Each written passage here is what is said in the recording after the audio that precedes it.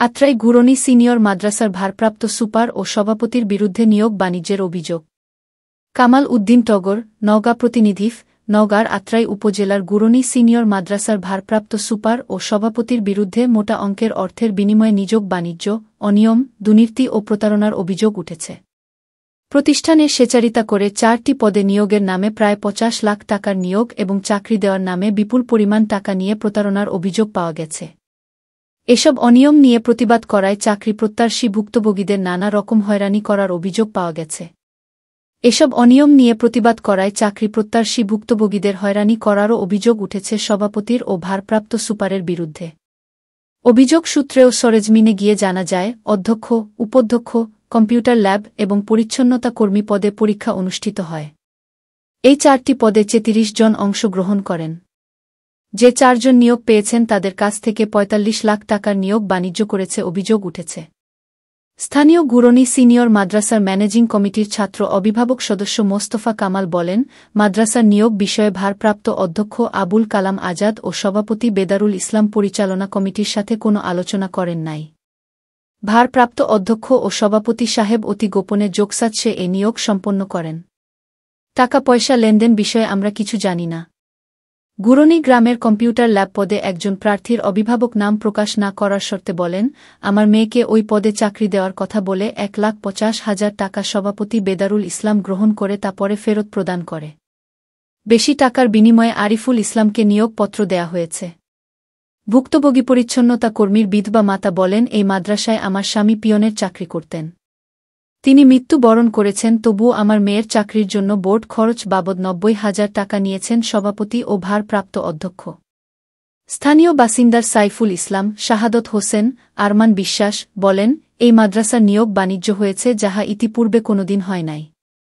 আমরা হতবাক হয়েছি। শুধু নিয়োগ বাণিজ্য দিয়ে ক্ষান্ত হন নাই।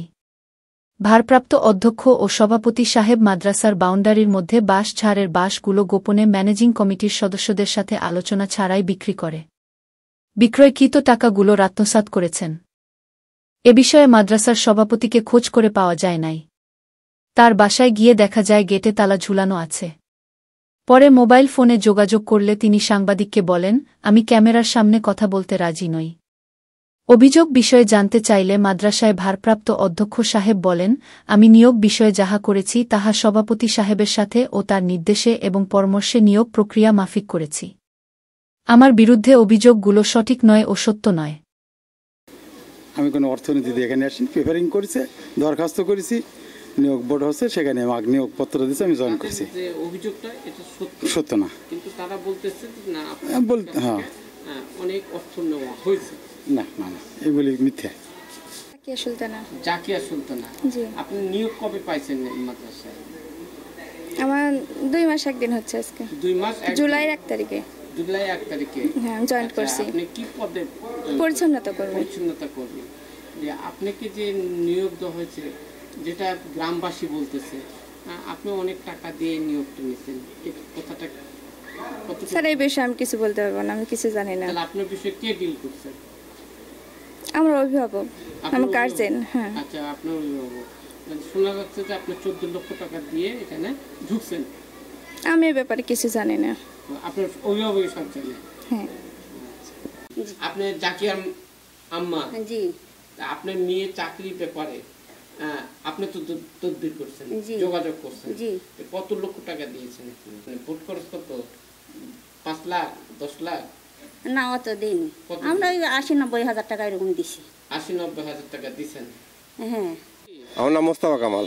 আপনি গুরনি সিনিয়র মাদ্রাসার আপনি অভিভাবক? ছাত্র অভিভাবক সদস্য। অভিভাবকের সদস্য। হ্যাঁ। এই মাদ্রাসায় যে অভিযোগটা আসছে যে আপনাদের পুরা মাদ্রাসা কমিটি এবং ওই ভারপ্রাপ্ত অধ্যক্ষ এবং সভাপতির উপর যে আপনারা 4টা শিক্ষক নিয়োগ দিয়েছেন জুন মাসে, এই বিষয়ে তো আমরা কিছু জানি না, আমাকে বলেও নেই কোনো থেকে প্রত্যেকটা প্রার্থীর কাছ থেকে 14 লক্ষ করে টাকা নেওয়া আছে। এই বিষয়ে আপনার কি বক্তব্য বলেন? না, আমি কিছু ওটা আমাকে জানাইনি, আমি জানিও না যে টাকা লাগালে হচ্ছে কিনা, বা আমাকে কোনো এই নিউজ আছে, এই নিউজে লোক লাগবে কিনা, তা আমার কোনো এই কমিটি বলে করে মানেই নি। মানে না, মানে না, মানতেছে না। ওই কমিটির সদ্য বেদরুল ইসলাম। সভাপতি মানে সভাপতি আছেন। এই অর্থ যে লেনদেনটা হয়েছে, হ্যাঁ, এটা কার মাধ্যমে এবং কার কাছে? কার মাধ্যমে আমি সেটাও আমি বলতে পারবো। আমার জানা মতে আমি জানি না এটা হয়েছে কিনা, আমি বলতে পারবো না। তাহলে এই নিয়োগ বাণিজ্য, হ্যাঁ, এটা সভাপতি বেদরুল ইসলামের মাধ্যমে হয়েছে। তাও তিনি সভাপতি ছিলেন, তিনি কি করেছেন না এটাও আমি বলতে পারবো না। না, আপনাকে তো বলতে হবে নিয়োগ না। হলে, হ্যাঁ, যে নিয়োগ বাণিজ্য এটা কি আপনার জানা আছে কিনা? এই না। সভাপতি, হ্যাঁ, যে টাকাগুলো নিছে এই সম্পর্কে আপনাকে কিছু বলছে কিনা? না, আমাকে কিছু বলেন। আমি মোহাম্মদ নুরুল ইসলাম, অধ্যক্ষ গুরুনই সিনিয়র আলিম মাদ্রাসা। আমি গত 29/6/2024 এই মাদ্রাসায় নিয়োগপত্র পাই এবং 1/7 জুলাই আমি অত্র মাদ্রাসায় যোগদান করি। জি, আমি মেধার ভিত্তিতে এখানে এসেছি। আমার সঙ্গে ব্যক্তিগতভাবে টাকার কোনো আদান প্রদান হয় না, আর অন্যান্য প্রার্থীদের ব্যাপারে আমার কথা বলার অধিকার নাই। আমি 1 জুলাই 2024 যোগদান করেছি।